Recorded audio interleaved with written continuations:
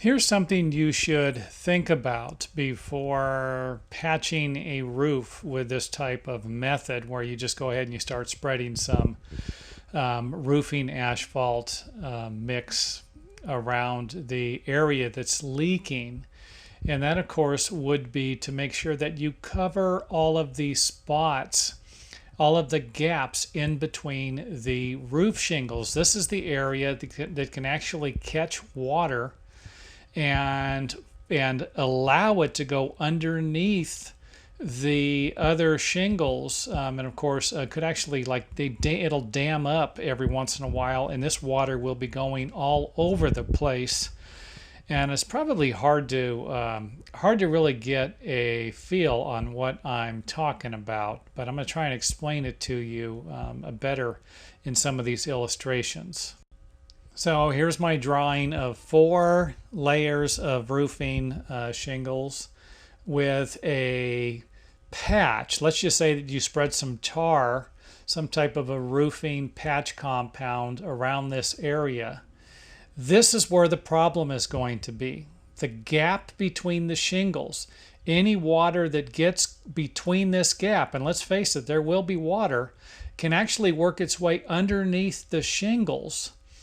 And the only way to fix it would be to cover that gap with the roofing tar. And this is the whole point of the video, is to make sure that you cover all of these gaps to eliminate that. And again, you're not always going to eliminate the problem, because this, even though I've seen this type of repair, there are times when it doesn't work, because the water will actually get between the gaps of the shingles that you cannot get tar under. So this would work realistically if you could pull the shingles up that are above the shingles you've put the tar between the gaps, and tar all the way up, but water can get between those gaps underneath the shingles. So you can put the tar in the exposed area, the area that you can see, but it's difficult to get the tar all the way back up.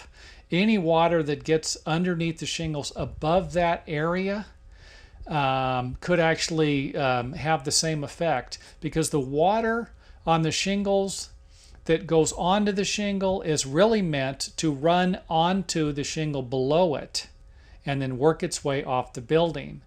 Anytime you create any type of a dam, anything to prevent the water from working its way onto the next shingle, which, let's face it, that's exactly what they're doing here.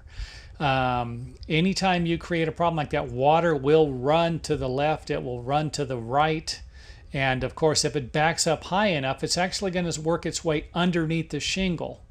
Once the water is underneath the shingle, now it's relying on the building paper or the roofing paper that's underneath the shingles to divert it off. Well, if you dam it up, if you look at the bottom of this here, where the shingle meets the fascia board, this area could actually be blocked up also, creating another dam. So again, this applied by someone who knows what they're doing is probably going to have a better chance. And if you just go up there and throw some type of a patching compound on the roof and hope for the best. So if you do patch something like this and it continues to leak, then you might need to patch more gaps. You might need to remove some of the shingles above and provide some type of a barrier to where the water above will actually roll off onto the shingles. And I know it's a little more complicated than I'm making it sound, or I'm probably not doing a good job actually telling you, but this right here isn't always going to be the best way to fix something like this, and it might not work out the way you think it will.